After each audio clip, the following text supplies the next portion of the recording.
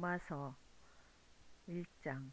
그리스도 예수의 종인 나 바울은 부르심을 받아 사도가 되었습니다. 나는 하나님의 복음을 전하기 위하여 따로 세우심을 받았습니다. 이 복음은 하나님께서 예언자들을 통하여 성경에 미리 약속하신 것으로 그의 아들을 두고 하신 말씀입니다. 이 아들은 육신으로는 다윗의 후손으로 태어나셨으며 성령으로는 죽은 사람들 가운데서 부활하심으로 나타내신 권능으로 하나님의 아들로 확정되신 분이십니다. 그는 곧 우리 주 예수 그리스도이십니다. 우리는 그를 통하여 은혜를 입어 사도의 직분을 받았습니다.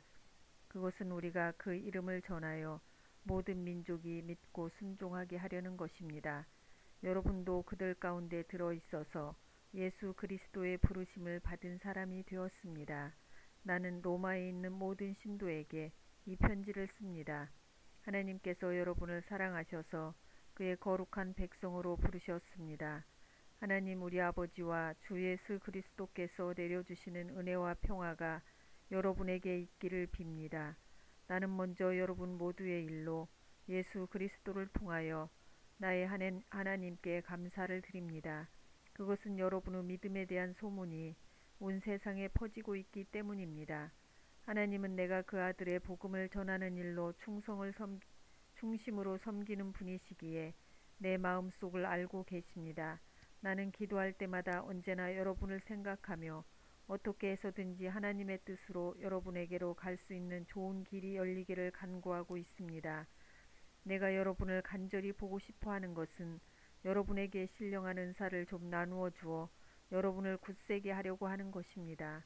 이것은 내가 여러분과 함께 지내면서 여러분과 내가 서로의 믿음으로 서로 격려를 받고자 하는 것입니다.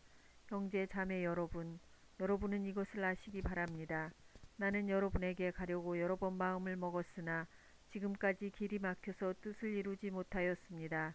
나는 다른 이방 사람들 가운데서도 열매를 거둔 것과 같이 여러분 가운데서도 그것을 좀 거두려고 했던 것입니다. 나는 그리스 사람에게나 미개한 사람에게나 지혜가 있는 사람에게나 어리석은 사람에게나 다 빚을 진 사람입니다. 그러므로 나의 간절한 소원은 로마에 있는 여러분에게도 복음을 전하는 일입니다. 나는 복음을 부끄러워하지 않습니다. 이 복음은 유대 사람을 비롯하여 그리스 사람에게 이르기까지 모든 믿는 사람을 구원하는 하나님의 능력입니다. 하나님의 의가 복음 속에 나타납니다. 이 일은 오로지 믿음에 근거하여 일어납니다. 이것은 성경에 기록된 바 의인은 믿음으로 살 것이다 한 것과 같습니다. 하나님의 진노가 불의한 행동으로 진리를 가로막는 사람의 온갖 불경건함과 불의함을 겨냥하여 하늘로부터 나타납니다. 하나님을 알만한 일이 사람에게 환히 드러나 있습니다. 하나님께서 그것을 환히 드러내 주셨습니다. 이 세상 창조 때로부터 하나님의 보이지 않는 속성, 곧 그분의 영원하신 능력과 신성은 사람이 그 지으신 만물을 보고서 깨닫게 되어 있습니다. 그러므로 사람들은 핑계를 댈 수가 없습니다. 사람들은 하나님을 알면서도 하나님을 하나님으로 영화롭게 해드리거나 감사를 드리기는커녕 오히려 생각이 허망하여져서 그들의 지각 없는 마음이 어두워졌습니다. 사람들은 스스로 지혜가 있다고 주장하지만 실상은 어리석은 사람이 되었습니다. 그들은 썩지 않는 하나님의 영광을 썩어 없어질 사람이나 새나 네발 짐승이나 기어다니는 동물의 형상으로 바꾸어 놓았습니다. 그러므로 하나님께서는 사람들의 마음에 욕정대로 하도록 더러움에 그대로 내버려 두시니 서로의 몸을 욕되게 하였습니다. 사람들은 하나님의 진리를 거짓으로 바꾸고 창조주 대신에 피조물을 숭배하고 섬겼습니다. 하나님은 영원히 찬송을 받으실 분이십니다. 아멘. 이런 까닭에 하나님께서는 사람들을 부끄러운 정욕에 내버려 두셨습니다. 여자들은 남자와 바른 관계를 바르지 못한 관계로 바꾸고 또한 남자들도 이와 같이 여자와 바른 관계를 버리고 서로 욕정에 불탔으며 남자가 남자와 더불어 부끄러운 짓을 하게 되었습니다. 그래서 그들은 그 잘못에 마땅한 대가를 스스로 받았습니다. 사람들이 하나님을 인정하기를 싫어하므로 하나님께서는 사람들을 타락한 마음자리에 내버려 두셔서 해서는 안 될 일을 하도록 놓아두셨습니다. 사람들은 온갖 불의와 악행과 탐욕과 악의로 가득 차 있으며 시기와 살이와 분쟁과 사기와 저기로 가득 차 있으며 수군거리는 자요 중상하는 자요 하나님을 미워하는 자요 불손한 자요 오만한 자요 자랑하는 자요 악을 꾸미는 모략꾼이요 부모를 거역하는 자요 우매한 자요 신의가 없는 자요 무정한 자요 무자비한 자입니다. 그들은 이와 같은 일을 하는 자들을 죽어야 마땅하다는 하나님의 공정한 법도를 알면서도 자기들만 이런 일을 하는 것이 아니라 이런 일을 저지르는 사람을 두둔하기까지 합니다. 2장 그러므로 남을 심판하는 사람이여 그대가 누구이든지 죄가 없다고 변명할 수 없습니다. 그대는 남을 심판하는 일로 결국 자기를 정죄하는 셈입니다. 남을 심판하는 그것도 똑같은 일을 하고 있기 때문입니다. 하나님의 심판이 이런 일을 하는 사람들에게 공정하게 내린다는 것을 우리는 압니다. 이런 일을 하는 사람들을 심판하면서 스스로 그런 일을 하는 사람이여 그대는 하나님의 심판을 피할 수 있을 줄로 생각합니까? 아니면 하나님께서 인자하심을 베푸셔서 그대를 인도하여 회개하게 하신다는 것을 알지 못하고 오히려 하나님의 풍성하신 인자하심과 너그러우심과 오래 참으심을 없인 여기는 것입니까? 그대는 완고하여 회개할 마음이 없으니 하나님의 공정한 심판이 나타날 진노 날에 자기가 받을 진노를 스스로 쌓아 올리고 있는 것입니다. 하나님께서는 각 사람에게 그가 한 대로 갚아주실 것입니다. 참으면서 선한 일을 하여 영광과 존귀와 불멸의 것을 구하는 사람에게는 영원한 생명을 주시고 그 이기심에 사로잡혀서 진리를 거스르고 불의를 따르는 사람에게는 진노와 분노를 쏟으실 것입니다.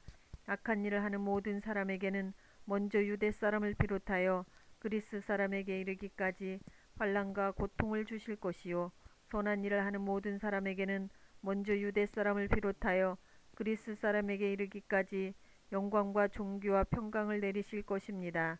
하나님께서는 사람을 차별함이 없이 대하시기 때문입니다. 율법을 모르고 범죄한 사람은 율법과 상관없이 망할 것이요 율법을 알고 범죄한 사람은 율법을 따라 심판을 받을 것입니다. 하나님 앞에서는 율법을 듣는 사람이 의로운 사람이 아닙니다. 오직 율법을 실천하는 사람이라야 의롭게 될 것이기 때문입니다. 율법을 가지지 않은 이방 사람이 사람의 본성을 따라 율법이 명하는 바를 행하면 그들은 율법을 가지고 있지 않아도 자기 자신이 자기에게 율법입니다. 그런 사람은 율법이 요구하는 일이 자기의 마음에 적혀 있음을 드러내 보입니다. 그들의 양심도 이 사실을 증언합니다. 그들의 생각들이 서로 고발하기도 하고 변호하기도 합니다. 이런 일은 내가 전하는 복음대로 하나님께서 그리스도를 내세우셔서 사람들이 감추고 있는 비밀들을 심판하실 그날에 드러날 것입니다. 그런데 그대가 유대 사람이라고 자처한다고 합시다. 그래서 그대는 율법을 의지하며 하나님을 자랑하며 율법의 가르침을 받아서 하나님의 뜻을 알고 가장 선한 일을 분간할 줄 알며 눈먼 사람의 길잡이요 어둠 속에 있는 사람의 빛이라고 생각하며 지식과 진리가 율법의 구체화된 모습으로 들어있다고 하면서 스스로 어리석은 사람의 스승이요 어린아이의 교사로 확신한다고 합시다. 그렇다면 그대는 남은 가르치면서도 왜 자기 자신은 가르치지 않습니까? 도둑질을 하지 말라고 설교하면서도 왜 도둑질을 합니까? 간음을 하지 말라고 하면서도 왜 간음을 합니까? 우상을 미워하면서도 왜 신전의 물건을 훔칩니까? 율법을 자랑하면서도 왜 율법을 어겨서 하나님을 욕되게 합니까? 성경에 기록된 바 너희 때문에 하나님의 이름이 이방 사람들 가운데서 모독을 받는다 한 것과 같습니다. 율법을 지키면 할례를 받은 것이 유익하지만 율법을 어기면 그대가 받은 할례는 할례를 받지 않은 것으로 되어버립니다. 그러므로 할례를 받지 않은 사람이 율법의 규정을 지키면 그 사람은 할례를 받지 않았더라도 할례를 받은 것으로 여겨질 것이 아니겠습니까? 그리고 본래 할례를 받지 않았더라도 율법을 온전히 지키는 사람이 율법의 조문을 가지고 있고 할례를 받았으면서도 율법을 범하는 사람인 그대를 정죄할 것입니다. 겉모양으로 유대사람이라고 해서 유대사람이 아니요 겉모양으로 살갗의 할례를 받았다고 해서 할례가 아닙니다. 오히려 속사람으로 유대사람인 이가 유대사람이며 율법의 조문을 따라서 받는 할례가 아니라 성령으로 마음에 받은 할례가 참 할례입니다. 이런 사람은 사람에게서가 아니라 하나님에게서 칭찬을 받습니다. 3장. 그러면 유대 사람의 특권은 무엇이며 할례의 이로움은 무엇입니까? 모든 면에 있어 많이 있습니다. 첫째는 그들이 하나님의 말씀을 맡았다는 것입니다. 그런데 그들 가운데서 얼마가 신실하지 못했다고 해서 무슨 일이라도 일어납니까? 그들이 신실하지 못했다고 해서 하나님의 신실하심이 없어지겠습니까? 그럴 수 없습니다. 사람은 다 거짓말쟁이이지만 하나님은 참되십니다. 성경에 기록된 바 주님께서는 말씀하실 때 의로우시다. 인정을 받으시고 재판을 받으실 때 주님께서 이기시려는 것입니다. 한 것과 같습니다. 그런데 우리의 불의가 하나님의 의를 드러나게 한다면 무엇이라고 말하겠습니까? 우리에게 진노를 내리시는 하나님이 불의하시다는 말입니까? 이것은 사람들이 말하는 방식으로 내가 말해본 것입니다. 절대로 그럴 수 없습니다. 만일 그렇다면 하나님께서 어떻게 세상을 심판하실 수 있겠습니까? 다음과 같이 반박하는 사람도 있을 것입니다. 나의 거짓됨 때문에 하나님의 참되심이 더욱 분명하게 드러나서 하나님께 영광이 돌아간다면 왜 나도 역시 여전히 죄인으로 판정을 받습니까? 더욱이 좋은 일이 생기게 하기 위하여 악한 일을 하자 하고 말할 수 있겠습니까? 사실 어떤 사람들은 우리가 그런 말을 한다고 비방합니다. 그런 사람들은 심판을 받아야 마땅합니다. 그러면 무엇을 말해야 하겠습니까? 우리의 유대 사람이 이방 사람보다 낫습니까? 전혀 그렇지 않습니다. 유대 사람이나 그리스 사람이나 다 같이 죄 아래 있음을 우리가 이미 지적하였습니다. 성경에 이렇게 기록되어 있습니다. 의인은 없다. 한 사람도 없다. 깨닫는 사람도 없고 하나님을 찾는 사람도 없다. 모두가 곁길로 빠져서 쓸모가 없게 되었다. 선한 일을 하는 사람은 없다. 한 사람도 없다. 그들의 목구멍은 열린 무덤이다. 하는 혀는 사람을 속인다. 입술에는 독사의 독이 있다. 입에는 저주와 독설이 가득 찼다. 발은 피를 흘리는 일에 빠르며 그들이 가는 길에는 파멸과 비참함이 있다. 그들은 평화의 길을 알지 못한다. 그들의 눈에는 하나님을 두려워하는 빛이 없다. 율법에 있는 모든 말씀이 율법 아래 사는 사람에게 말한 것임을 우리는 압니다. 그것은 모든 입을 막고 온 세상을 하나님 앞에서 유죄로 드러내려는 것입니다. 그러므로 율법의 행위로는 하나님 앞에서 의롭다고 인정받을 사람이 아무도 없습니다. 율법으로는 죄를 인식할 뿐입니다. 그러나 이제는 율법과는 상관없이 하나님의 의가 나타났습니다. 그것은 율법과 예언자들이 증언한 것입니다. 그런데 하나님의 의는 예수 그리스도를 믿는 믿음을 통하여 오는 것인데 모든 믿는 사람에게 미칩니다. 거기에는 아무 차별이 없습니다. 모든 사람이 죄를 범하였습니다. 그래서 사람은 하나님의 영광에 못 미치는 처지에 놓여 있습니다. 그러나 사람은 그리스도 예수 안에서 얻는 구원으로 말미암아 하나님의 은혜로 값없이 의롭다는 선고를 받습니다. 하나님께서는 이 예수를 속죄 제물로 내주셨습니다. 그것은 그의 피를 믿을 때에 유효합니다. 하나님께서 이렇게 하신 것은 사람들이 이제까지 지은 죄를 너그럽게 보아주심으로써 자기의 의를 나타내시려는 것입니다. 하나님께서 오래 참으시다가 지금 이때에 자기 의로우심을 나타내신 것은 하나님의 의로우신 분이라는 것과 예수를 믿는 사람은 누구나 의롭다고 하신다는 것을 보여주시려는 것입니다. 그렇다면 사람이 자랑할 것이 어디에 있습니까? 전혀 없습니다. 무슨 법으로 의롭게 됩니까? 행위의 법으로 됩니까? 아닙니다. 믿음의 법으로 됩니다. 사람이 율법의 행위와는 상관없이 믿음으로 의롭다고 인정을 받는다고 우리는 생각합니다. 하나님은 유대 사람만의 하나님이십니까? 이방 사람의 하나님도 되시지 않습니까? 그렇습니다. 이방 사람의 하나님도 되십니다. 참으로 하나님은 오직 한 분뿐이십니다. 그러므로 하나님께서는 할례를 받은 사람도 믿음을 보시고 의롭다고 하시고 할례를 받지 않은 사람도 믿음을 보시고 의롭다고 하십니다. 그러면 믿음으로 말미암아 우리가 율법을 폐합니까? 그럴 수 없습니다. 도리어 율법을 굳게 세웁니다. 4장. 그러면 육신으로 우리의 조상인 아브라함이 무엇을 얻었다고 우리가 말할 수 있겠습니까? 아브라함이 행위로 의롭게 되었더라면 그에게는 자랑할 것이 있었을 것입니다. 그러나 하나님 앞에서는 자랑할 것이 없습니다. 성경이 무엇이라고 말합니까? 아브라함이 하나님을 믿으니 하나님께서 그를 의롭게 여기셨다 하셨습니다. 일을 하는 사람에게는 품삯을 은혜로 주는 것으로 치지 않고 당연한 보수로 주는 것으로 생각합니다. 그러나 경건하지 못한 사람을 의롭다고 하시는 분을 믿는 사람은 비록 아무 공로가 없어도 그의 믿음이 의롭다고 인정을 받습니다. 그래서 행한 것이 없어도 하나님께서 의롭다고 여겨주시는 사람이 받을 복을 다윗도 다음과 같이 말하였습니다. 하나님께서 잘못을 용서해 주시고 죄를 덮어주신 사람은 복이 있다. 주님께서 죄 없다고 인정해 주실 사람은 복이 있다. 그러면 이러한 복은 할례를 받은 사람에게만 내리는 것입니까? 그렇지 않으면 할례를 받지 않은 사람에게도 내리는 것입니까? 우리는 앞에서 말하기를 하나님께서 아브라함의 믿음을 의로 여기셨다 하였습니다. 그러면 어떻게 아브라함이 그러한 인정을 받았습니까? 그가 할례를 받은 후에 그렇게 되었습니까?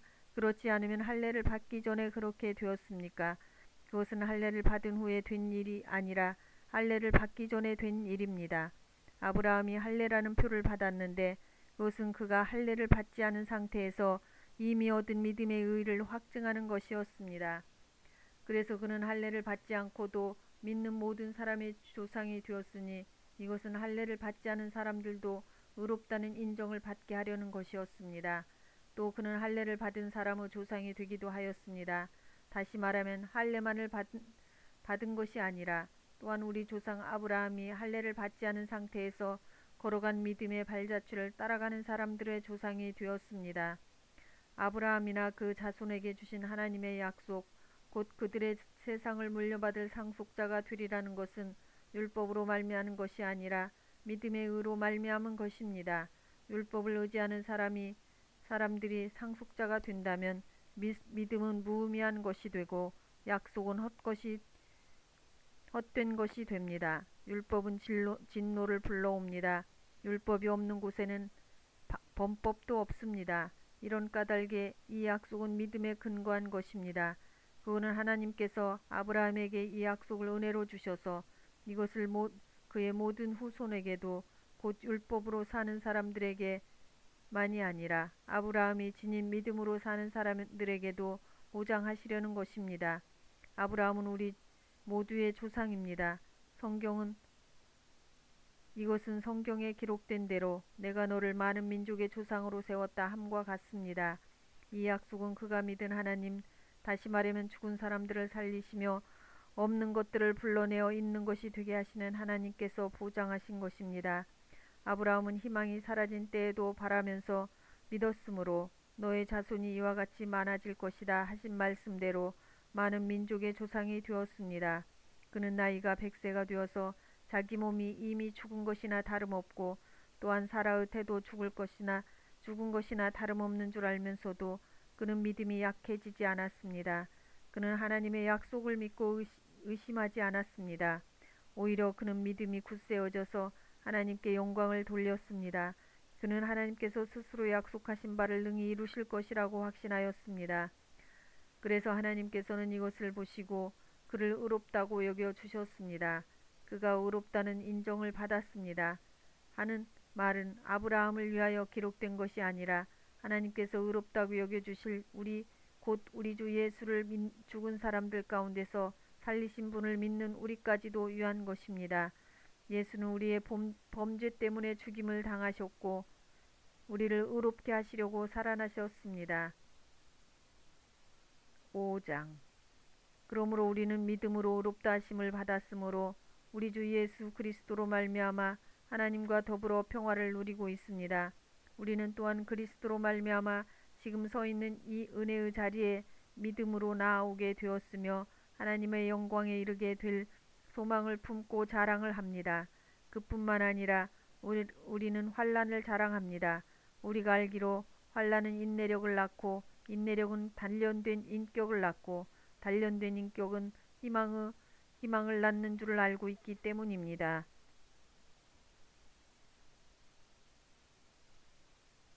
이 희망은 우리를 실망시키지 않습니다.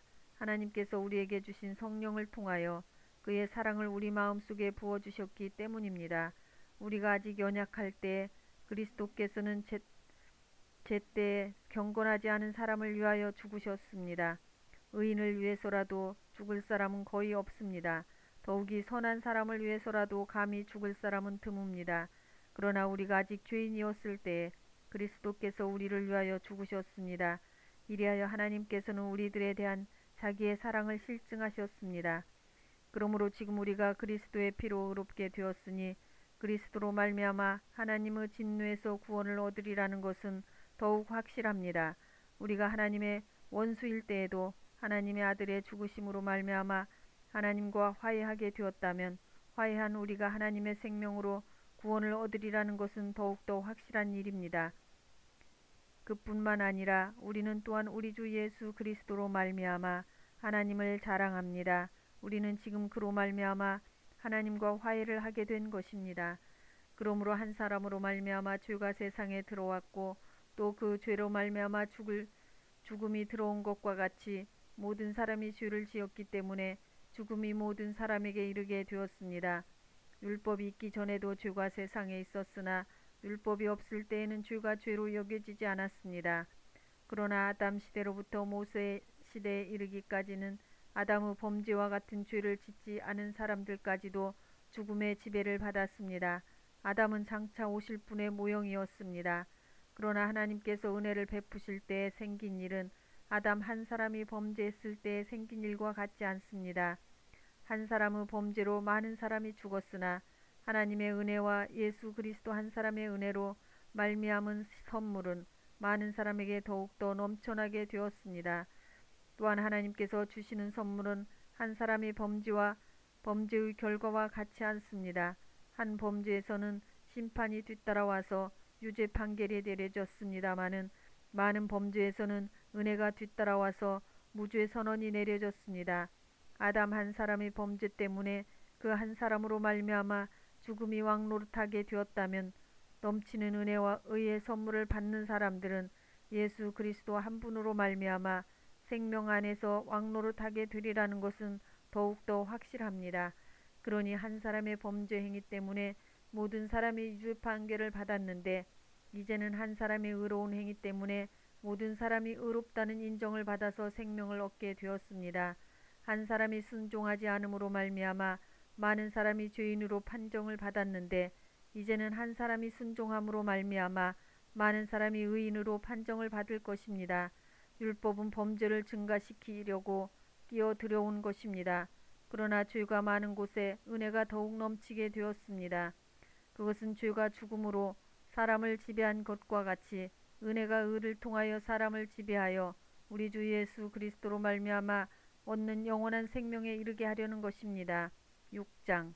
그러면 우리가 무엇이라고 말을 해야 하겠습니까? 은혜를 더하게 하려고 여전히 죄 가운데 머물러 있어야 하겠습니까? 그럴 수 없습니다. 우리는 죄에는 죽은 사람인데 어떻게 죄 가운데서 그대로 살 수 있겠습니까? 세례를 받아 그리스도 예수와 하나가 된 우리는 모두 세례를 받을 때에 그와 함께 죽었다는 것을 여러분은 알지 못합니까? 그러므로 우리는 세례를 통하여 그의 죽으심과 연합함으로써 그와 함께 묻혔던 것입니다. 그것은 그리스도께서 아버지의 영광으로 말미암아 죽은 사람들 가운데서 살아나신 것과 같이 우리도 또한 새 생명 안에서 살아가기 위함입니다. 우리가 그의 죽으심과 같은 죽음을 죽어서 그와 연합하는 사람이 되었으면 우리는 부활에 있어서도 또한 그와 연합하는 사람이 될 것입니다. 우리의 옛사람이 그리스도와 함께 십자가에 달려 죽은 것은 죄의 몸을 멸하여서 우리가 다시는 죄의 노예가 되지 않게 하려는 것임을 우리는 압니다. 죽은 사람은 이미 죄의 세력에서 해방되었습니다. 우리가 그리스도와 함께 죽었으면 그와 함께 우리 또한 살아날 것임을 믿습니다. 우리가 알기로 그리스도께서는 죽은 사람들 가운데서 살아나셔서 다시는 죽지 않으시며 다시는 죽음이 그를 지배하지 못합니다. 그리스도께서 죽으신 죽음은 죄에 대해서 단번에 죽으신 것이요 그분이 사시는 삶은 하나님을 위하여 사시는 것입니다. 이와 같이 여러분도 죄에 대해서는 죽은 사람이요 하나님을 위해서는 그리스도 예수 안에서 살고 있는 사람이라는 것을 알아야 합니다. 그러므로 여러분은 죄가 여러분의 죽을 몸을 지배하지 못하게 해서 여러분이 몸의 정욕에 굴복하는 일이 없도록 하십시오. 그러므로 여러분은 여러분의 지체를 주에 내맡겨서 불의의 연장이 되게 하지 마십시오. 오히려 여러분은 죽은 사람들 가운데서 살아난 사람답게 여러분을 하나님께 바치고 여러분의 지체를 의의 연장으로 하나님께 바치십시오. 여러분은 율법 아래 있지 않고 율법 아래 있으므로 죄가 여러분을 다스릴 수 없을 것입니다. 그러면 어떻게 해야 하겠습니까? 우리가 율법 아래 있지 않고 은혜 아래 있다고 해서 마음 놓고 죄를 짓자는 말입니까? 그럴 수 없습니다. 여러분이 아무에게나 자기를 종으로 내맡겨서 복종하게 하면 여러분은 여러분이 복종하는 그 사람의 종이 되는 것임을 알지 못합니까? 여러분은 죄의 종이 되어 죽음에 이르거나 아니면 순종의 종이 되어 의에 이르거나 하는 것입니다. 그러나 하나님께 감사하는 것은 여러분이 전에는 죄의 종이었으나 이제 여러분은 전에 받은 교훈의 본의 마음으로부터 순종함으로써 주에서 해방을 받아서 의의 종이 된 것입니다. 여러분의 이해력이 미약함으로 내가 사람의 방식으로 말하겠습니다. 여러분이 전에는 자기 지체를 더러움과 불법의 종으로 내맡겨서 불법에 빠져 있었지만 이제는 여러분의 지체를 의의 종으로 바쳐서 거룩함에 이르도록 하겠습니다. 의의 종으로 바쳐서 거룩함에 이르도록 하십시오. 여러분이 의의 종일 때에는 의에 얽매이지 않았습니다. 여러분은 그때에 무슨 열매를 거두었습니까? 이제 와서 여러분이 그러한 생활을 부끄러워하지만은 그러한 생활의 마지막은 죽음입니다.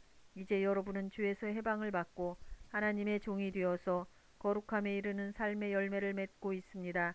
그 마지막은 영원한 생명입니다. 주의 싹슨 죽음이요 하나님의 선물은 우리 주 예수 그리스도 안에서 누리는 영원한 생명입니다. 형제 자매 여러분, 나는 율법을 아는 사람들에게 말을 합니다. 율법은 사람이 살아있는 동안에만 그 사람을 지배한다는 것을 알지 못합니까? 결혼한 여자는 그 남편이 살아있는 동안에는 법으로 남편에게 매여 있으나 남편이 죽으면 남편의 법에서 풀려납니다. 그러므로 남편이 살아있는 동안에 그 여자가 다른 남자에게로 가면 그 여자는 간음한 여자라는 말을 듣게 됩니다. 그러나 남편이 죽으면 그 법에서 해방되는 것이므로 다른 남자에게로 갈지라도 간음한 여자가 되지 않습니다. 나의 형제 자매 여러분, 그러므로 여러분도 그리스도의 몸으로 말미암아 율법에 대해서는 죽임을 당했습니다.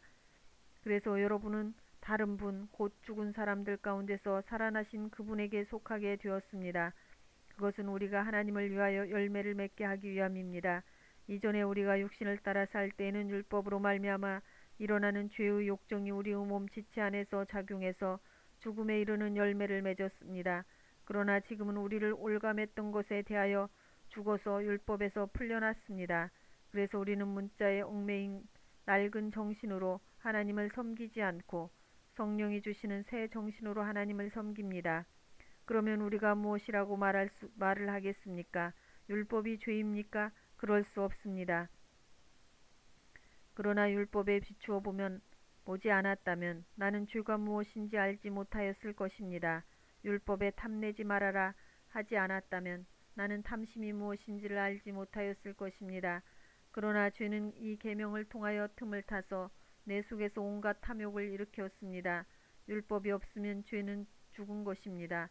전에는 율법이 없어서 내가 살아 있었는데 계명이 들어오니까 죄는 살아나고 나는 죽었습니다. 그래서 나를 생명으로 인도해야 할 그 계명이 도리어 나를 죽음으로 인도한다는 것이 드러났습니다. 죄가 그 계명을 통하여 틈을 타서 나를 속이고 또 그 계명으로 나를 죽였습니다. 그러므로 율법은 거룩하며 계명도 거룩하고 의롭고 선한 것입니다. 그러니 그 선한 것이 나에게 죽음을 안겨주었다는 말입니까? 그럴 수 없습니다. 그러나 죄를 죄로 드러나게 하려고 죄가 그 선한 것을 방편으로 하여 나에게 죽음을 일으켰습니다. 그것은 계명을 방편으로 하여 죄를 극도로 죄답게 되게 하려는 것이었습니다. 우리는 율법이 신령한 것인 줄 압니다. 그러나 나는 육정에 매인 존재로서 죄 아래에 팔린 몸입니다. 나는 내가 하는 일을 도무지 알 수가 없습니다. 내가 해야겠다고 생각하는 일은 하지 않고 도리어 해서는 안 되겠다고 생각하는 일을 하고 있으니 말입니다. 내가 그런 일을 하면서도 그것을 해서는 안 되겠다고 생각하는 것은 곧 율법이 선하다는 사실에 동의하는 것입니다. 그렇다면 그와 같은 일을 하는 것은 내가 아니라 내 속에 자리를 잡고 있는 죄입니다. 나는 내 속에 곧 내 육신 속에 선한 것이 깃들여 있지 않다는 것을 압니다. 나는 선을 행하려는 의지는 있으나 그것을 실행하지는 않으니 말입니다. 나는 내가 원하는 선한 일은 하지 않고 도리어 원하지 않는 악한 일을 합니다. 내가 해서는 안 되는 것을 하면 그것을 하는 것은 내가 아니라 내 속에 자리를 잡고 있는 죄입니다. 여기에서 나는 법칙 하나를 발견하였습니다. 곧 나는 선을 행하려고 하는데 그러한 나에게 악이 붙어 있다는 것입니다. 나는 속사람으로는 하나님의 법을 즐거워하나 내 지체에는 다른 법이 있어서 내 마음의 법과 맞서서 싸우며 내 지체에 있는 죄의 법에 나를 포로로 만드는 것을 봅니다. 아, 나는 비참한 사람입니다. 누가 이 죽음의 몸에서 나를 건져 주겠습니까? 우리 주 예수 그리스도를 통하여 나를 건져 주신 하나님께 감사를 드립니다. 그러니 나 자신은 마음으로는 하나님의 법을 섬기고 육신으로는 죄의 법을 섬기고 있습니다. 8장. 그러므로 그리스도 예수 안에 있는 사람들은 정죄를 받지 않습니다. 그것은 그리스도 예수 안에서 생명을 누리게 하는 성령의 법이 당신을 죄와 죽음의 법에서 해방하여 주었기 때문입니다. 육신으로 말미암아 율법이 미약해져서 해낼 수 없었던 그 일을 하나님께서 해결하셨습니다. 곧 하나님께서는 자기의 아들을 죄된 육신을 지닌 모습으로 보내셔서 죄를 없애시려고 그 육신에다 죄의 선고를 내리셨습니다. 그것은 육신을 따라 살지 않고 성령을 따라 사는 우리가 율법이 요구되는 바를 이루게 하시려는 것입니다. 육신을 따라 사는 사람은 육신에 속한 것을 생각하나 성령을 따라 사는 사람은 성령에 속한 것을 생각합니다. 육신에 속한 생각은 죽음입니다. 그러나 성령에 속한 생각은 생명과 평화입니다. 육신에 속한 생각은 하나님께 품은 적대감입니다. 그것은 하나님의 법을 따르지 않으며 또 복종할 수도 없습니다. 육신에 매인 사람은 하나님을 기쁘게 해드릴 수 없습니다. 그러나 하나님의 영이 여러분 안에 살아계시면 여러분은 육신 안에 있지 않고 성령 안에 있습니다. 누구든지 그리스도의 영이 없으면 그리스도의 사람이 아닙니다. 또한 그리스도께서 여러분 안에 살아계시면 여러분의 몸은 죄 때문에 죽은 것이지만 영은 의 때문에 생명을 얻었습니다. 예수를 죽은 사람들 가운데서 살리신 분의 영이 여러분 안에 살아계시면 그리스도를 죽은 사람들 가운데서 살리신 분께서 여러분 안에 계신 자기의 영으로 여러분의 죽을 몸도 살리실 것입니다. 그러므로 형제 자매 여러분, 우리는 빛을 지고 사는 사람들이지만 육신의 빛을 진 것이 아닙니다. 우리는 육신을 따라 살아야 할 존재가 아닙니다. 여러분이 육신을 따라 살면 죽을 것입니다. 그러나 여러분이 성령으로 몸의 행실을 죽이면 살 것입니다. 하나님의 영으로 인도함을 받는 사람은 누구나 다 하나님의 자녀입니다. 여러분은 또다시 두려움에 빠뜨리려는 종살이의 영을 받은 것이 아니라 자녀로 삼으시는 영을 받았습니다. 그래서 우리는 그 영으로 하나님을 아빠 아버지라고 부릅니다. 바로 그때 성령이 우리의 영과 함께 우리가 하나님의 자녀임을 증언하십니다. 자녀이면 상속자이기도 합니다. 우리가 그리스도와 함께 영광을 받으려고 그와 함께 고난을 받으면 우리는 하나님이 정하신 상속자요 그리스도와 더불어 공동 상속자입니다.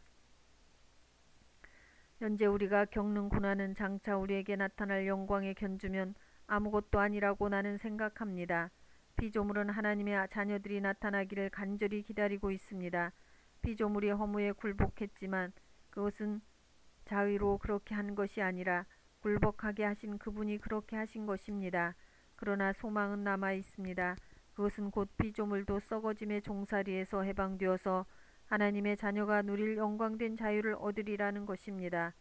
모든 피조물이 이제까지 함께 신음하며 함께 해산의 고통을 겪고 있다는 것을 우리는 압니다.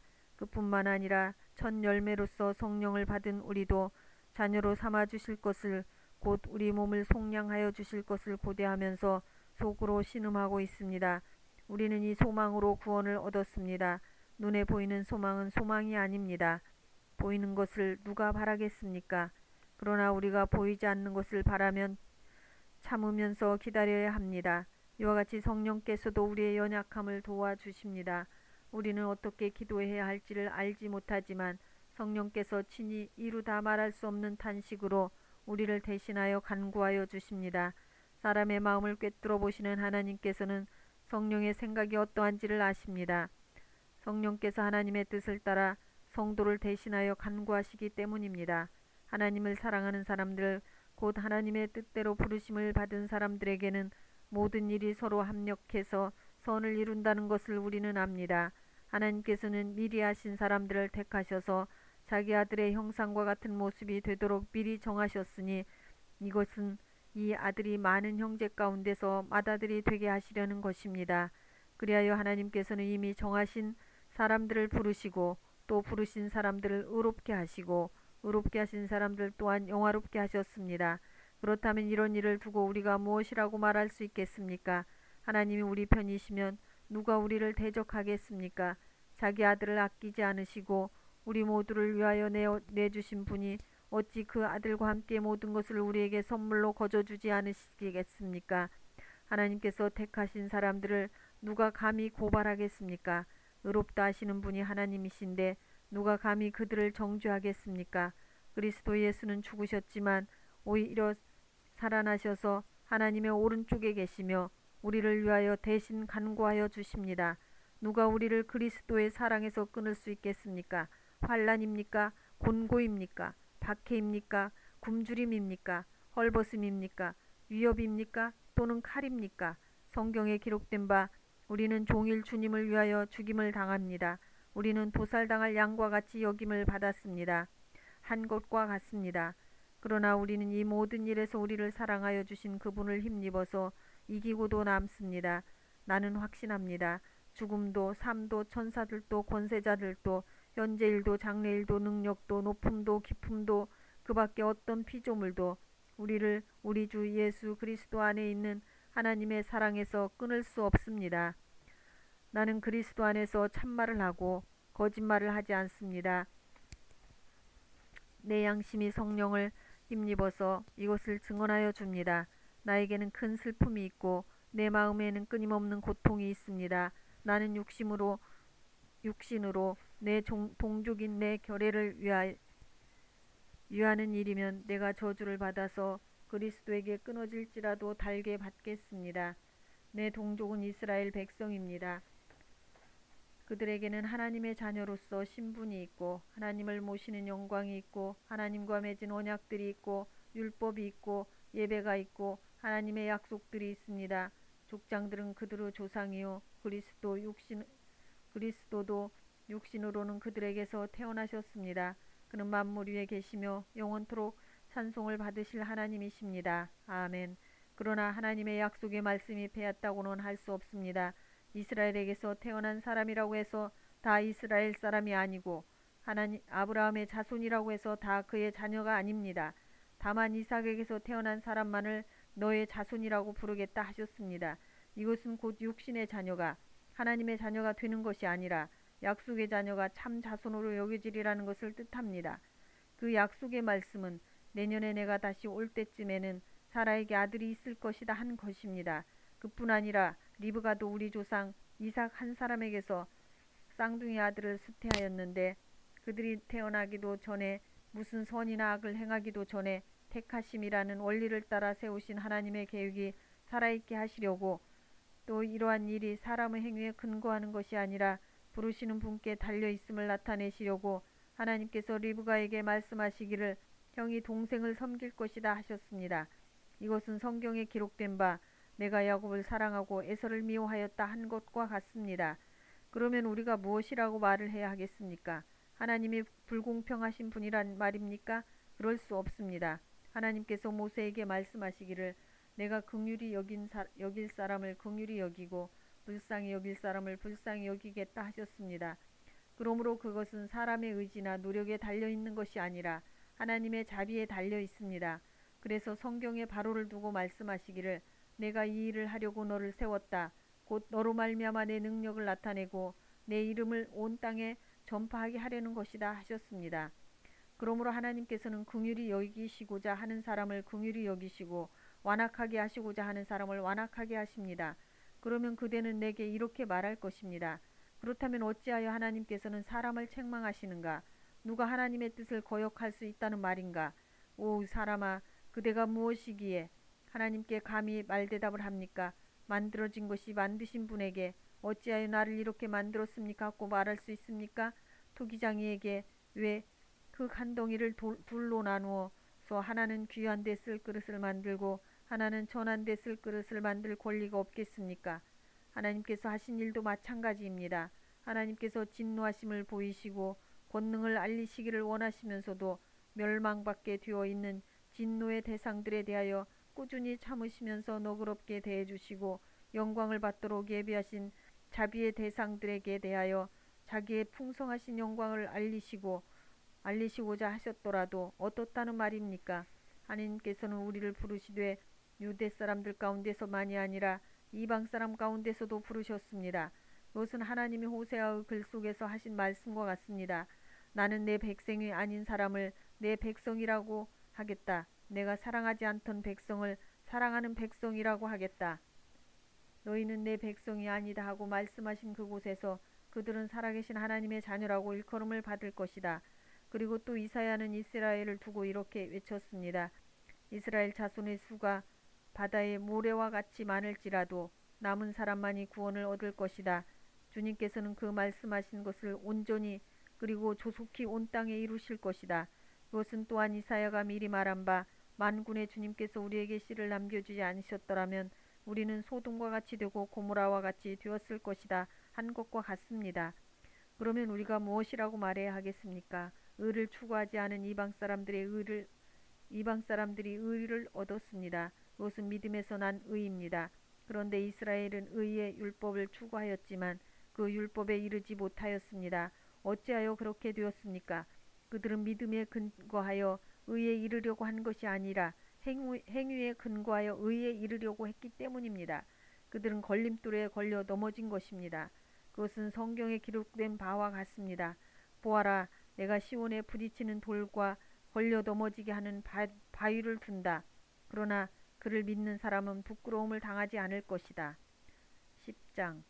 형제 자매 여러분, 내 마음의 간절한 소원과 내 동족을 위하여 하나님께 드리는 내 기도의 내용은 그들이 구원을 얻는 일입니다. 나는 증언합니다. 그들은 하나님을 섬기는 데 열성이 있습니다. 그러나 그 열성은 올바른 지식에서 생긴 것이 아닙니다. 그들은 하나님의 의를 알지 못하고 자기 자신들의 의를 세우려고 힘을 씀으로써 하나님의 의에는 복종하지 않게 되었습니다. 그러므로 그리스도는 율법의 끝마침이 되셔서 모든 믿는 사람에게 의가 되어 주셨습니다.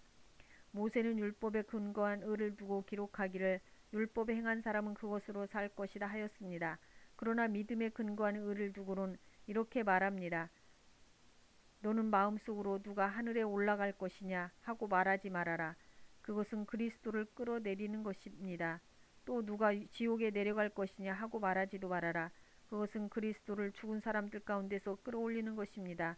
그러면 그것은 무엇을 뜻합니까? 하나님의 말씀은 내게 가까이 있다. 내 입에 있고 내 마음에 있다 하고 하는 말씀이 있습니다. 이것은 우리가 전파하는 믿음의 말씀입니다.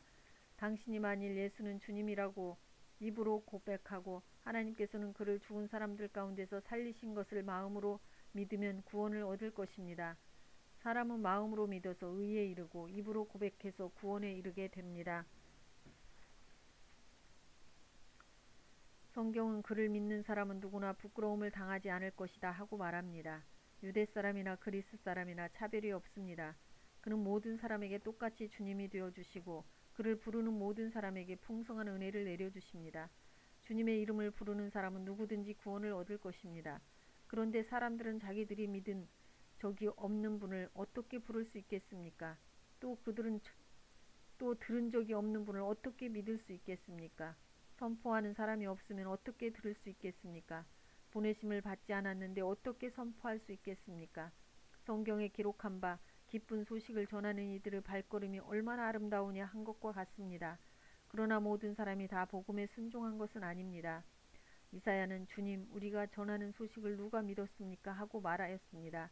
그러므로 믿음은 들음에서 생기고 들음은 그리스도를 전하는 말씀에서 비롯됩니다. 그러면 내가 묻습니다. 그들은 들은 일이 없습니까? 물론 그렇지 않습니다. 성경 말씀에 그들의 목소리가 온 땅에 퍼지고 그들의 말이 땅끝까지 퍼졌다 하였습니다. 내가 다시 묻습니다. 이스라엘이 알지 못하였습니까? 이에 대하여 하나님께서 먼저 모세를 통하여 이렇게 말씀하셨습니다. 나는 내 백성이 아닌 사람들로 너희의 질투심을 일으키고 미련한 백성들로 너희의 분노를 자아내겠다. 또한 이사야는 매우 담대하게 이렇게 말씀하셨습니다. 말씀을 전하였습니다. 나를 찾지 않는 사람들은 내가 만나주고 나를 구하지 않는 사람들에게 내가 나타났다.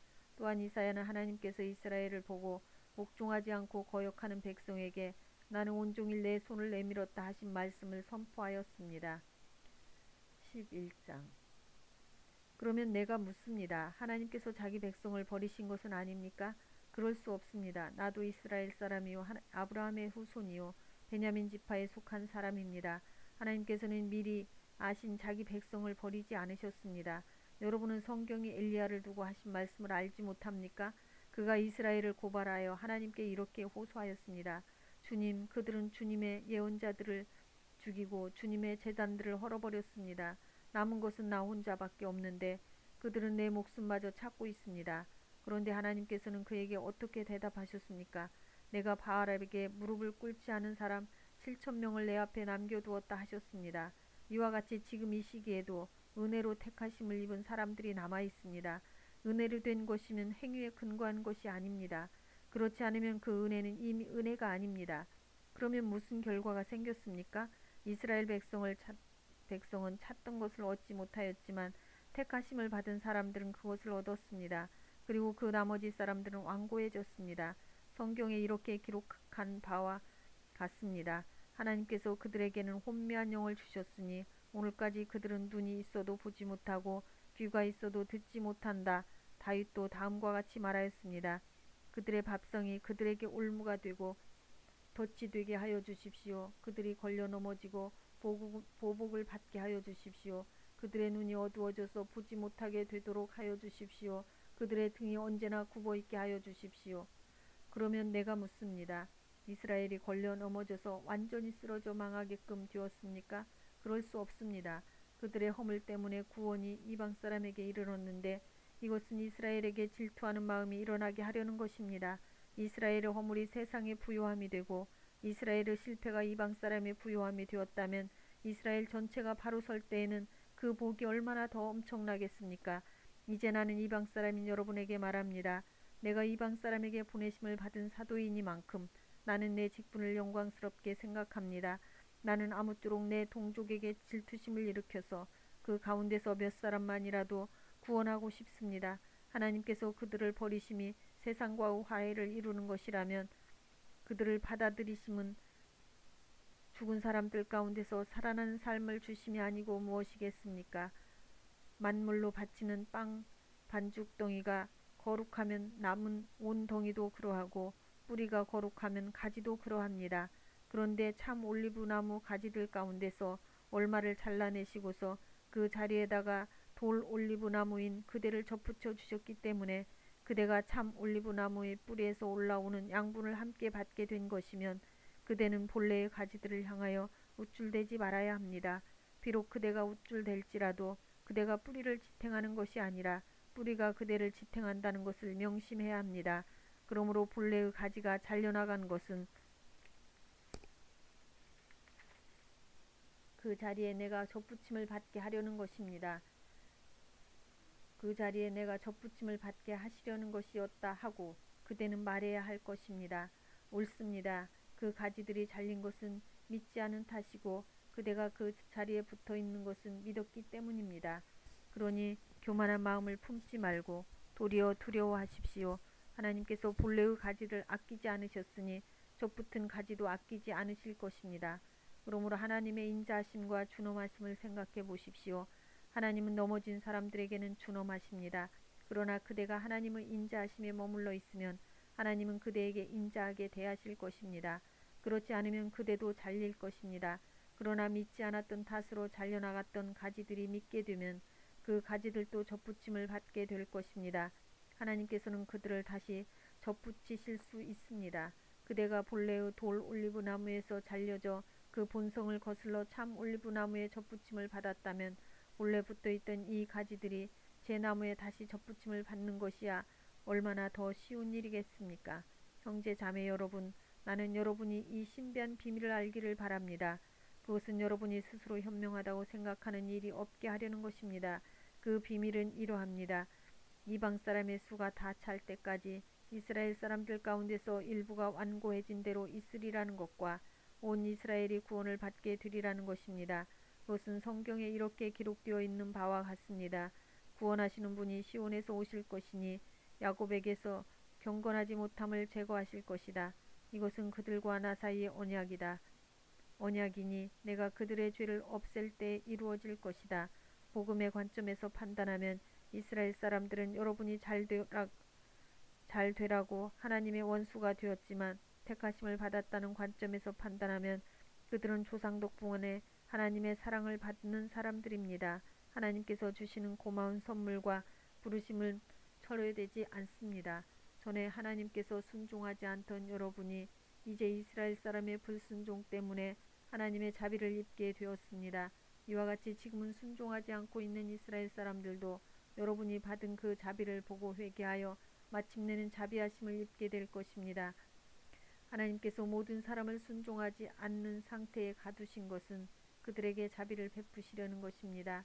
하나님의 부유하심은 어찌 그리 크십니까? 하나님의 지혜와 지식은 어찌 그리 깊고 깊으십니까? 그 어느 누가 하나님의 판단을 헤아려 알 수 있으며 그 어느 누가 하나님의 길을 더듬어 찾아낼 수 있겠습니까? 누가 주님의 마음을 알았으며 누가 주님의 조언자가 되었습니까? 누가 먼저 무엇을 드렸기에 주님의 답례를 받았습니까? 만물이 그에게서 나고 그로 말미암아 있고 그를 위하여 있습니다. 그에게 영광이 세세히 있기를 빕니다. 아멘. 12장. 형제 자매 여러분, 그러므로 나는 하나님의 자비하심을 힘입어 여러분에게 권합니다. 여러분의 몸을 하나님께서 기뻐하실 거룩한 산 제물로 드리십시오. 그것이 여러분이 드릴 합당한 예배입니다.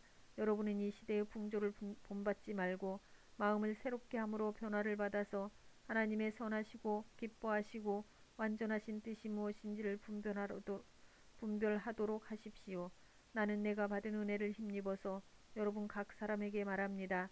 여러분은 스스로 마땅히 생각해야 하는 것 이상으로 생각하지 말고 하나님께서 각 사람에게 나누어 주신 믿음의 분량대로 분수에 맞게 생각하십시오.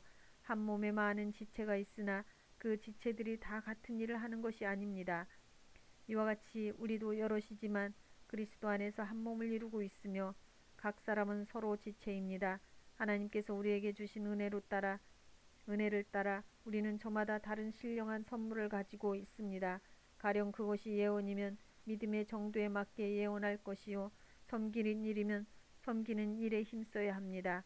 또 가르치는 사람이면 가르치는 일에, 권면하는 사람이면 권면하는 일에 힘쓸 것이요 나누어 주는 사람은 순수한 마음으로, 지도하는 사람은 열성으로, 자선을 베푸는 사람은 기쁜 마음으로 해야 합니다. 사랑에는 거짓이 없어야 합니다. 악한 것을 미워하고 선한 것을 굳게 잡으십시오. 형제의 사랑으로 서로 다정하게 대하며 존경하기를 서로 먼저 하십시오. 열심을 내어서 부지런히 일하며 성령으로 뜨거워진 마음을 가지고 주님을 섬기십시오. 소망을 품고 즐거워하며 환난을 당할 때 참으며 기도를 꾸준히 하십시오. 성도들이 쓸 것을 공급하고 손님 대접하기를 힘쓰십시오. 여러분을 박해하는 사람들을 축복하십시오. 축복을 하고 저주를 하지 마십시오. 기뻐하는 사람들과 함께 기뻐하고 우는 사람들과 함께 우십시오. 서로 한 마음이 되고 교만한 마음을 품지 말고 비천한 사람들과 함께 사귀고 스스로 지혜가 있는 체 하지 마십시오. 아무에게도 악을 악으로 갚지 말고 모든 사람이 선하다고 생각하는 일을 하려고 애쓰십시오. 여러분 쪽에서 할 수 있는 대로 모든 사람과 더불어 화평하게 지내십시오. 사랑하는 여러분, 여러분은 스스로 원수를 갚지 말고 그 일은 하나님의 진노하심에 맡기십시오. 성경에도 기록하기를 원수 갚는 것은 내가 할 일이니 내가 갚겠다고 주님께서 말씀하신다 하였습니다. 내 원수가 줄이거든 먹을 것을 주고 그가 목말라 하거든 마실 것을 주어라. 그렇게 하는 것은 내가 그의 머리 위에다 숯불을 쌓는 셈이 될 것이라고 하였습니다. 악에게 지지 말고 선으로 악을 이기십시오. 13장. 사람은 누구나 위에 있는 권세와 복종해야 합니다. 모든 권세는 하나님께로부터 온 것이며 이미 있는 권세들도 하나님께서 세워주신 것입니다. 그러므로 권세를 거역하는 사람은 하나님의 명을 거역하는 것이요 거역하는 사람은 심판을 받게 될 것입니다. 시한관들은 좋은 일을 하는 사람에게는 두려울 것이 없고 나쁜 일을 하는 사람에게만 두려움이 됩니다. 권세를 행하는 사람을 두려워하지 않으려거든 좋은 일을 하십시오. 그러면 그에게서 칭찬을 받을 것입니다. 권세를 행하는 사람은 여러분 각 사람에게 유익을 주려고 일하는 하나님의 일꾼입니다. 그러나 그대가 나쁜 일을 저지를 때에는 두려워해야 합니다. 그는 공연히 칼을 차고 있는 것이 아닙니다.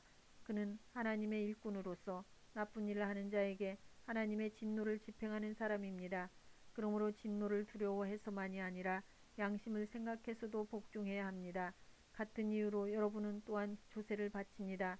그들은 하나님의 일꾼들로서 바로 이 일을 하는 데 힘쓰고 있습니다. 여러분은 모든 사람에게 의무를 다하십시오. 조세를 바쳐야 할 이에게는 조세를 바치고 관세를 바쳐야 할 이에게는 관세를 바치고 두려워해야 할 이는 두려워하고 존경해야 할 이는 존경하십시오.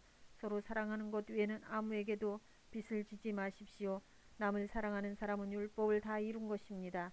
간음하지 말아라, 살인하지 말아라, 도둑질하지 말아라, 탐내지 말아라 하는 계명과 그 밖에 또 다른 계명이 있을지라도 모든 계명은 내 이웃을 내 몸과 같이 사랑하여라 하는 말씀에 요약되어 있습니다. 사랑은 이웃에게 해를 입히지 않습니다. 그러므로 사랑은 율법의 완성입니다. 여러분은 지금이 어느 때인지 압니까? 잠에서 깨어나야 할 때가 벌써 되었습니다. 지금은 우리의 구원이 우리가 처음 믿을 때보다 더 가까워졌습니다. 밤이 깊고 낮이 가까웠습니다. 그러므로 우리는 어둠의 행실을 벗어버리고 빛의 갑옷을 입읍시다. 낮에 행동하듯이 단정하게 행합시다. 우사한 연유와 술취함, 음행과 방탕, 싸움과 시기에 빠지지 맙시다. 주 예수 그리스도로 옷을 입으십시오. 정욕을 채우려고 육신의 일을 꾀하지 마십시오. 14장. 여러분은 믿음이 약한 이를 받아들이고 그의 생각을 시비거리로 삼지 마십시오. 어떤 사람은 모든 것을 다 먹을 수 있다고 생각하지만 믿음이 약한 사람은 채소만 먹습니다. 먹는 사람은 먹지 않는 사람을 업신여기지 말고 먹지 않는 사람은 먹는 사람을 비판하지 마십시오. 하나님께서는 그 사람도 받아들이셨습니다. 우리가 누구이기에 남의 종을 비판합니까? 그가 서 있든지 넘어지든지 그것은 그 주인이 상관할 일입니다. 주님께서 그를 서 있게 할 수 있으시니 그는 서 있게 될 것입니다. 또 어떤 사람은 이 날이 전날보다 더 중요하다고 생각하고 또 어떤 사람은 모든 날이 다 같다고 생각합니다. 각각 자기 마음에 확신을 가져야 합니다. 어떤 날을 더 존중히 여기는 사람도 주님을 위하여 그렇게 하는 것이요 먹는 사람도 주님을 위하여 먹으며 먹을 때 하나님께 감사를 드립니다. 그리고 먹지 않는 사람도 주님을 위하여 먹지 않으며 또한 하나님께 감사를 드립니다. 우리 가운데는 자기만을 위하여 사는 사람도 없고 또 자기만을 위하여 죽는 사람도 없습니다. 우리는 살아도 주님을 위하여 살고 죽어도 주님을 위하여 죽습니다. 그러므로 우리는 살든지 죽든지 주님의 것입니다. 그리스도께서 죽으셨다가 살아나신 것은 죽은 사람에게도 산 사람에게도 다 주님이 되시려는 것입니다. 그런데 어찌하여 그대는 형제나 자매를 비판합니까? 우리는 모두 다 하나님의 심판대 앞에 서게 될 것입니다. 성경에는 이렇게 기록되어 있습니다. 주님께서 말씀을 하신다.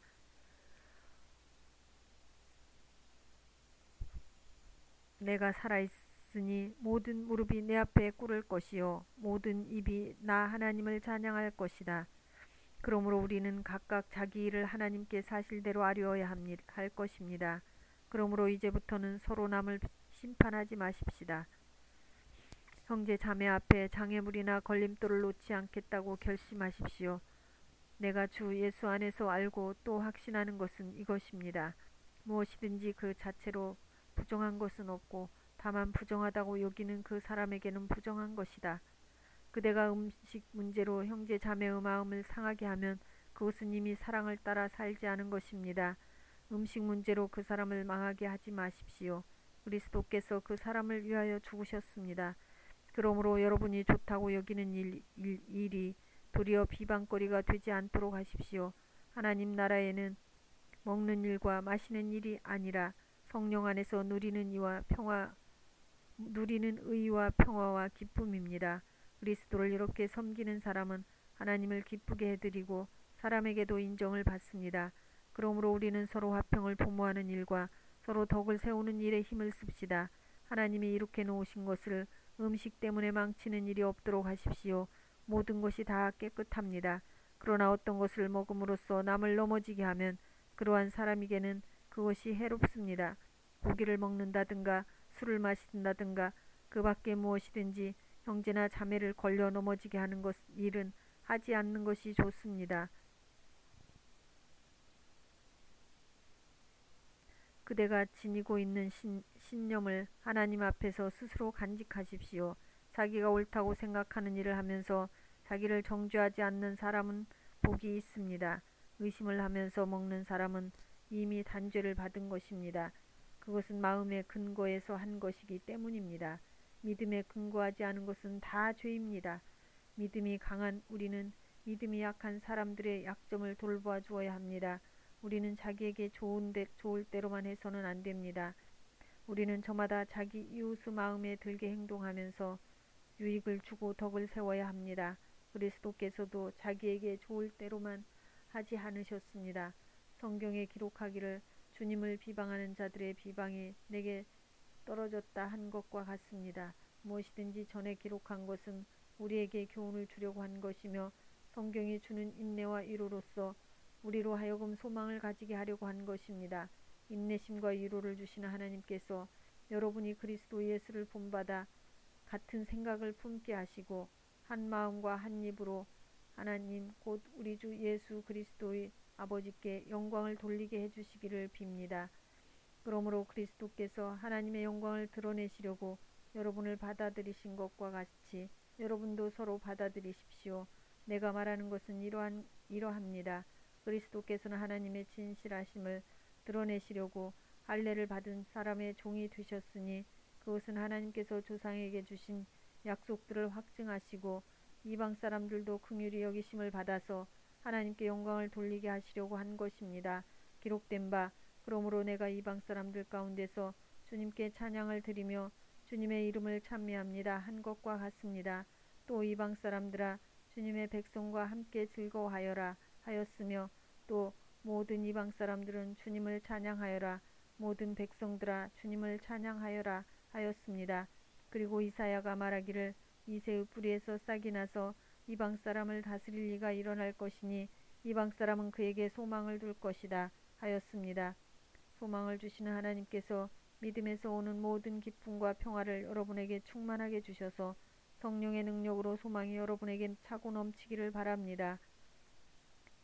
나의 형제 자매 여러분, 나는 여러분 마음에 선함이 가득하고 온갖 지식이 넘쳐서 서로 권면할 능력이 있음을 확신합니다. 그러나 내가 몇 가지 점에 대해서 배운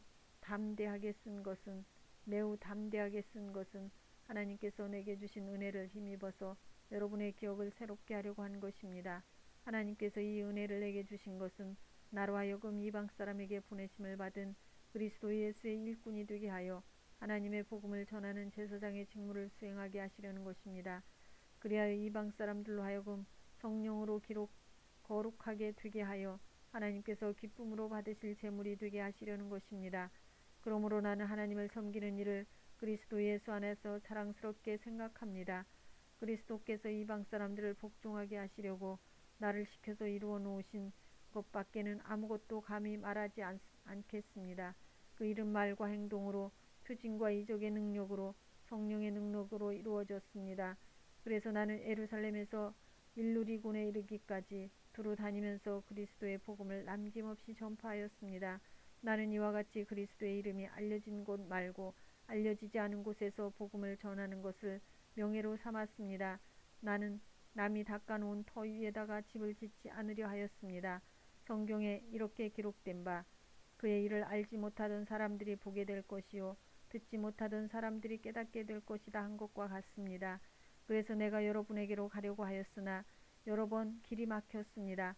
그러나 이제는 이 지역에서 내가 일해야 할 곳이 더 없습니다. 여러 해 전부터 여러분에게로 가기를 바라고 있었으므로 내가 스페인으로 갈 때 지나가는 길에 여러분을 만나보고 잠시 동안만이라도 여러분과 먼저 기쁨을 나누려고 합니다. 그 다음에 여러분의 후원을 얻어 그곳으로 가게 되기를 바랍니다. 그러나 지금 나는 성도들을 돕는 일로 예루살렘에 갑니다. 마케도니아와 아가야 사람들이 기쁜 마음으로 예루살렘에 사는 성도들 가운데 가난한 사람들에게 보낼 구제금을 마련하였기 때문입니다. 그들은 기쁜 마음으로 그렇게 하였습니다. 그들은 정말로 예루살렘 성도들에게 빛을 진 사람들입니다.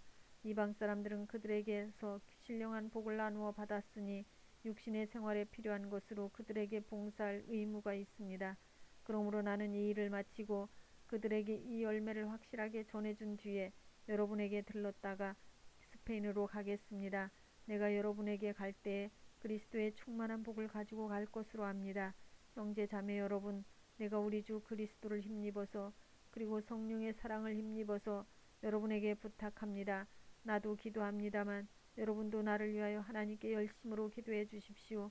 내가 유대에 있는 믿지 않는 자들에게서 화를 당하지 않도록, 그리고 또 내가 예루살렘으로 가져가는 구제금이 그곳 성도들에게 기쁘게 받아들여지도록 기도해 주십시오.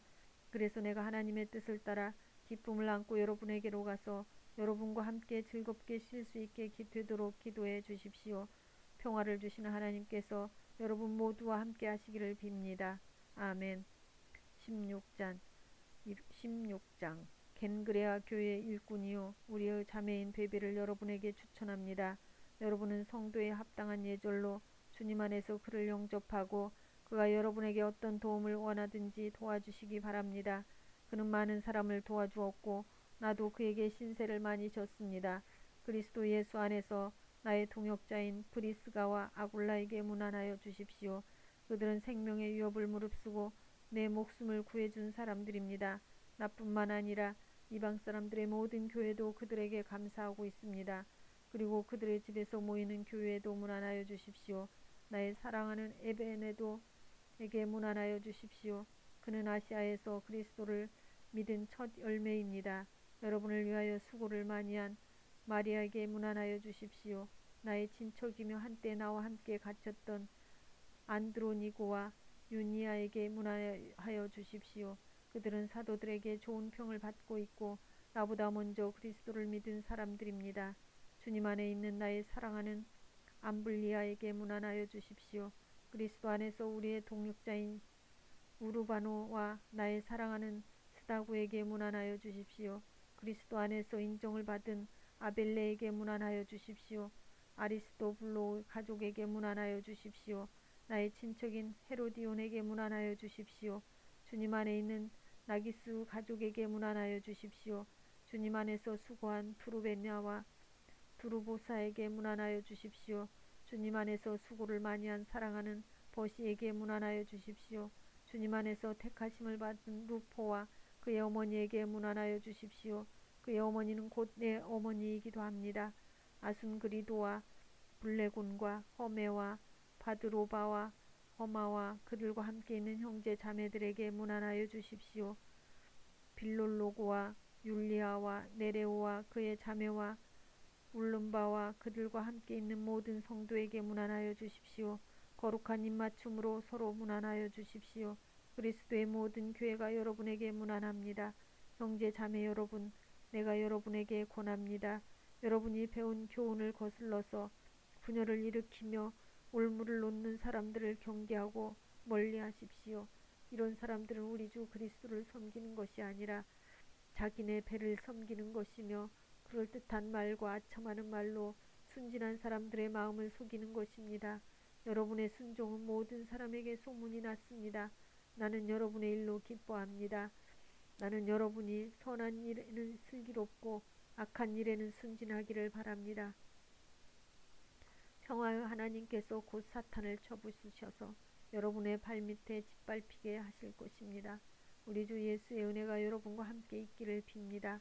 나의 동역자 디모데와 나의 친척 루기오와 야손과 소시바더가 여러분에게 문안합니다.